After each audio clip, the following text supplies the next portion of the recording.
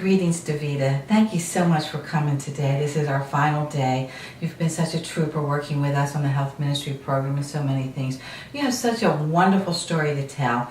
But I think that our Heart Healthy workshops, which you kicked off, was really a strong message to the community.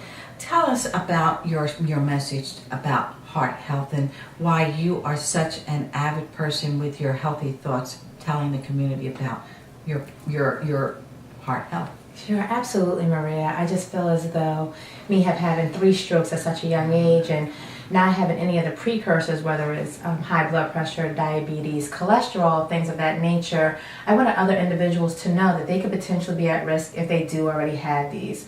So to be more forthright in taking care of your diabetes, taking care of your cholesterol issues, and really understanding what that means. And if this can happen to me and I don't have these, and of course I'm African American, which puts me at a higher risk, that these 2 things that they could potentially have could put them at an even more greater risk. Mm-hmm. I'm telling you. So your story resonates so much with so many people, but in our community, African American women and minority women really don't have any ideas about the triggers of what to look for in a stroke. Can you tell us a little bit about that? Sure, absolutely. And it doesn't matter if you're 5, 15, 25, 55, the warning signs for a stroke are simply the same.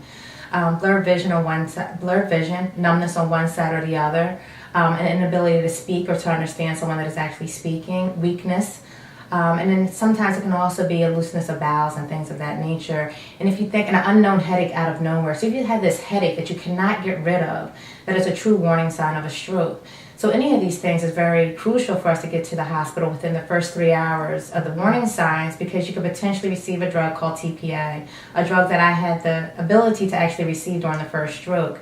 And receiving that drug can actually help you in potentially reversing what could potentially happen to you in the effects of a stroke. Mm-hmm. Well, you look so healthy. You look like the perfect picture of health.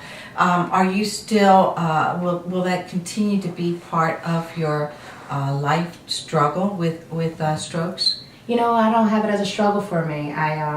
And of course, at first we think, why did this happen to me? And I'm no different than anyone else. And once I realized that I've had 3 strokes for a reason, I believe I've had one for the Father, the Son, and the Holy Spirit. Mm-hmm. I believe that God has left me here for a reason to do just this.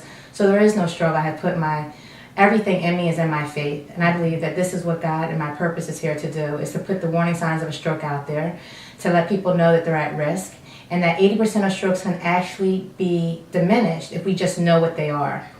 Wow. You're such an inspiring speaker, and we really appreciate you going out, speaking to our communities and everyone about this. We just can't talk enough about it. And so you reached hundreds of people through this one particular 40-day journey. Would you like to give one last message? Yes, just know, no matter who you are, what your career is, it does not make a difference. Strokes do not discriminate. So please take care of your health, know the warning signs of a stroke, and if anything possible, contact your doctor, have a great relationship with your doctor so that these things can be diminished. Thank you, Maria.